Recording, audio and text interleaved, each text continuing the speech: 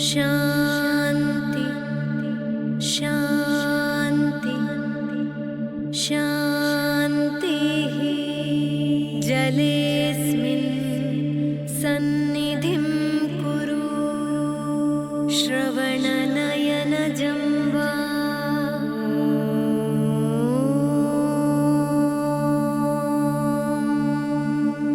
बुद्ध्यात्मना वा कायेन वाचा मनसेन्द्रियैर्वा सकलं परस्मै।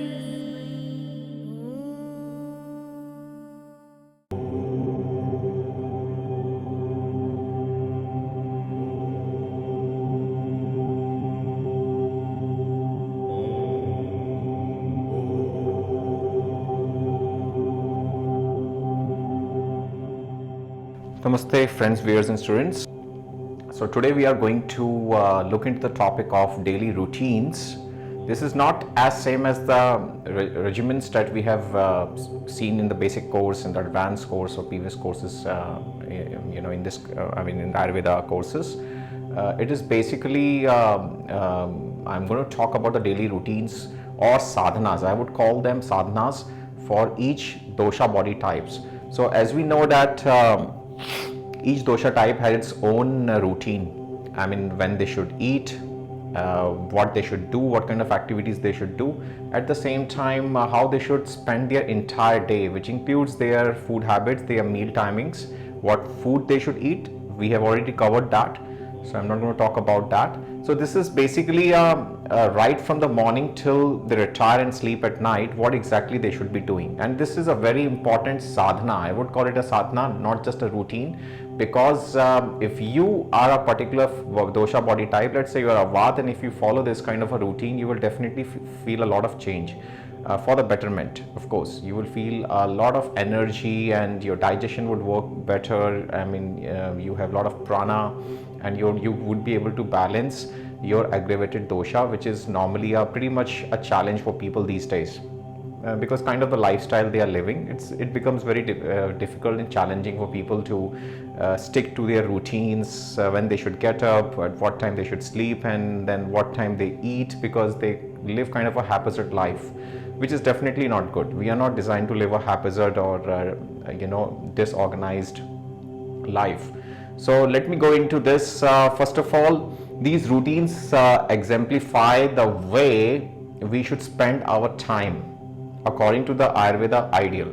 So if you are working 9 to 5 job, then probably you cannot practice these routines or sadhanas every single day, because much of your office hours or the work hours are not being controlled by you, but by the demands of your job or profession. So probably you can do these sadhanas or practicing of these routines to the best of your ability for the time available to you. However, you can observe the morning and evening sadhanas. Nobody stops you from doing that, because morning and evenings are yours.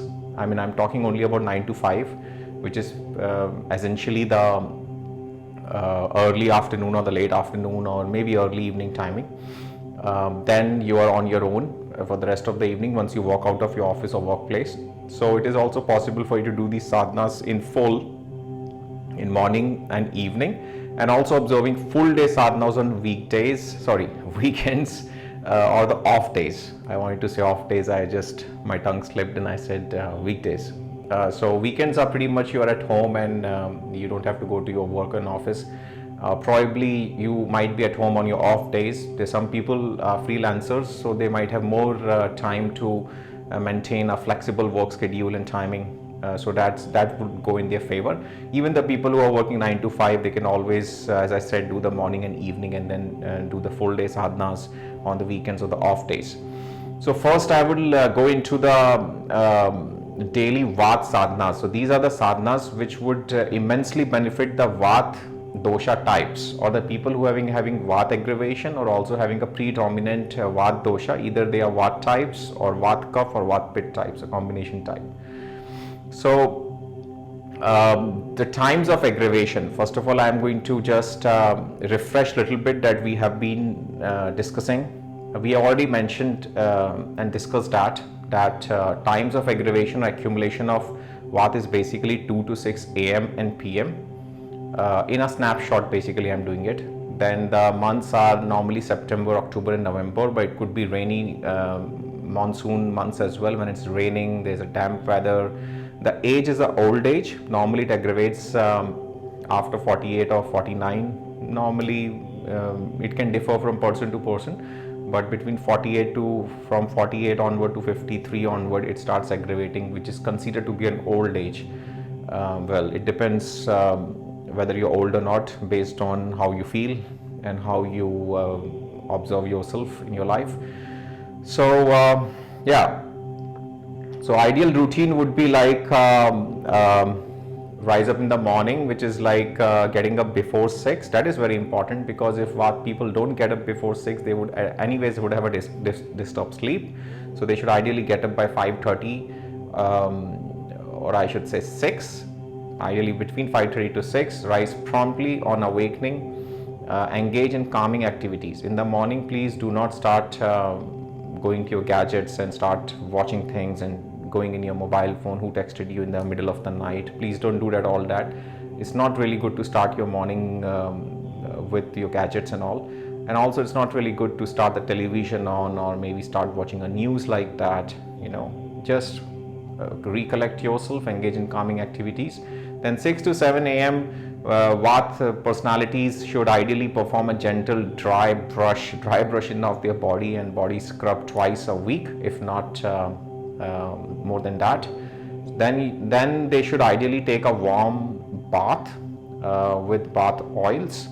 Massage their body gently with sesame oil or any other natural body lotion if they don't have sesame oil.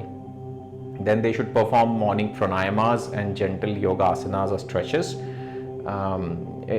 Because I am also a yoga teacher, so I would like to make a note here that what people should not try to do a vinyasa kind of a yoga. They might be tempted to, but they should, in the morning especially, they should try to practice a very gentle yin or classical hatha kind of yoga, where they try to balance the energies to start their day with. And 7 to 8 a.m. they should go for their breakfast, and 10 a.m. to 2 p.m. is basically their activity and the work time. Well, I would say that they can start attending meetings and engage themselves in their whatever work they are engaged in, communication meetings or working on their day-to-day office work and assignments. Then do their course of the day, if in case, because a lot of people might not be working, like there are certain women who are housewives, or there are certain people who don't have to go and work in the office every day. Maybe you're a freelancer, so it depends. Do your course of the day, whatever work you have, you finish between 10 to 2 p.m. Then 12 to 1 p.m. they should ideally have lunch peacefully and in a very calm atmosphere. And they should eat slowly and enjoy their food, tasting it, chewing it properly. Then 2 to 4 p.m. is their rest time. They should enjoy the stillness and the pleasant, engage themselves in listening the pleasant sounds or the calming music, like nature music, sound of the water, sound of the elements, air, breeze, or waves of the oceans. So then they should take a nap. They should rest a bit. And after getting up maybe close to 3 or 3:30, they should do gentle yoga stretches for half an hour or 45 minutes ideally. So to balance their Vata energy. Remember, this is also a time 2 to 6 p.m. when once again their Vata energies would be disturbed. So it is very important to rest, very important to sleep a bit, because that is going to balance the Vata, and also do some yoga stretches after they get up a bit. I'm not talking about sleeping like deep sleep or something. Take a nap, like 30-40 minutes of nap would be good enough to balance the Vata and your energies in general.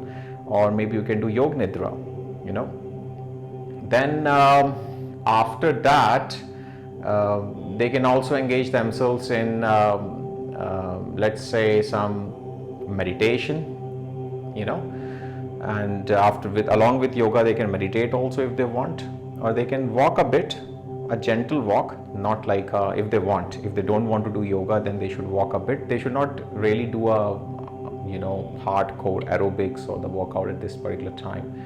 Then 4 to 4:30 is a tea time, and 5 to 6 p.m. it is like time to reflect upon the day, just do some meditation and wind down and plan ahead. Continue with your work activities if you couldn't finish something between 10 to 2 p.m.